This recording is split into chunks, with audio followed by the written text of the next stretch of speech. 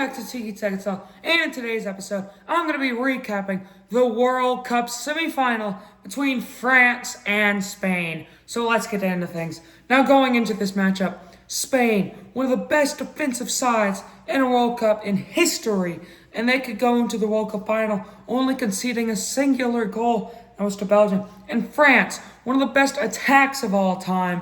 They have done great all of the tournament, and both teams were doing great. And I'm going to tell you about the game, what it means, who's the finalist, and all the records broken.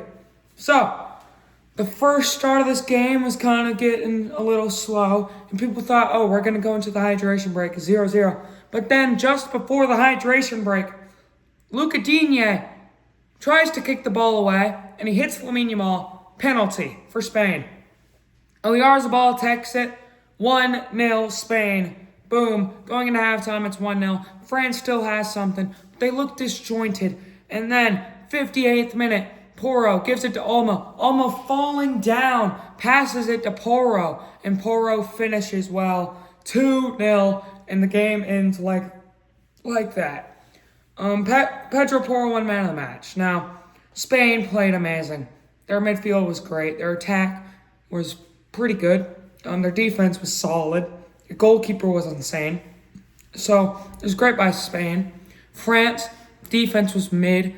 Luca Digne sucked. Saliba got injured. Midfield sucked. Kone, he did nothing. Rabiot, he got a yellow and could have gotten sent off. And Tchouaméni ghosted the entire game. Genuinely, where was Tchouaméni that entire game? And the attack let us down so much. Shots-wise, France had 4 shots on target out of 14 in total. Spain had 2 on target with 10. But most of those shots were just straight at the goalkeeper ones at the end of the game for France. They had 0 shots on target until the 80th minute.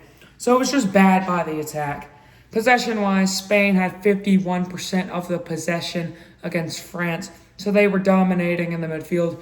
It doesn't show that, but if you actually watched the game, you would see that Spain were dominating in the midfield. And this wasn't as much of a France played bad. This was much more of a Spain played good. And going into these matchups, okay, neither team had trailed a singular second. Okay, they had always had the lead or been tied. But here was when it ended because, of course, they faced off. And France was the team that trailed first. And Spain are going into the final not having trailed a singular time. So maybe they could keep that up for the entire tournament. But France finally trailed. And Spain are just France's daddy. They are so much better than them. Euros, beat them. Nations League, beat them. World Cup, beat them.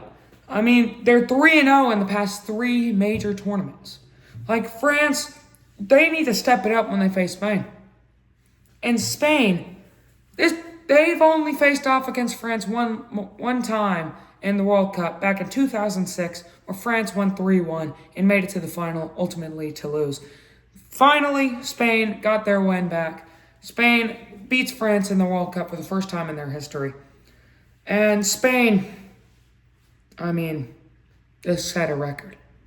37 consecutive unbeaten games. Many people are going to talk about this. Italy held that for a long time. But since 2024, Spain has been undefeated, 37-0. Okay, they have been insanely good. 37 consecutive unbeaten wins. Well, also draws. But Spain, man, they're just so good. And yeah, that means they tied with Italy.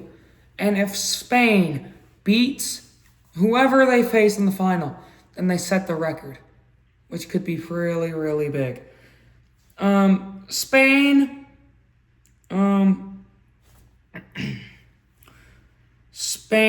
could have less than 2 goals if they don't concede one. If they don't concede in the final, then that means that they will have one goal conceded the whole tournament, which is the first. Now, the least amount of goals ever conceded was 0 by Switzerland back in 2006. They lost on a penalty shootout without conceding a singular goal. But for a finalist, there's been 3 teams that have conceded 2 and made it to the finals. That was France and Italy, and Spain back in 2010. But here, Spain could have one goal conceded and winning the World Cup. Like, that's a lot. And that's basically all I have to say. I went 0 for 1 on my predictions. I thought France would win. But Spain, they dominated this game. They were the better team. And Spain are going to the World Cup final. Could they win Euros and the World Cup? We'll see. See you next time on Tiki Taka.